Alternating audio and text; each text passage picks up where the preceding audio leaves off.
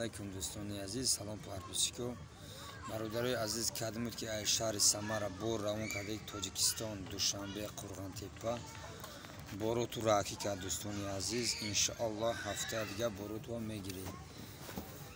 زنده و سربلند باشه. از شهر سوچنی روی کرده اوشنی رفت بارو را اکه علی و اکه زفر هر دیش راکی کرد دوستان عزیز. امروز 25 انشالله هفته اگر ساخت سلامت بارو تو میرسن میتونه بارو تو ای تاجیکستان بگیری.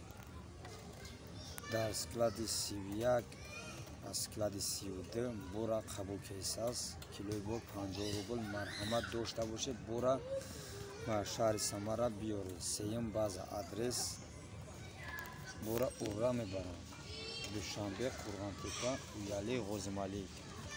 مرحمت زنگ زنید. نمره برای تماس خداوند همتون نگهدار باشه.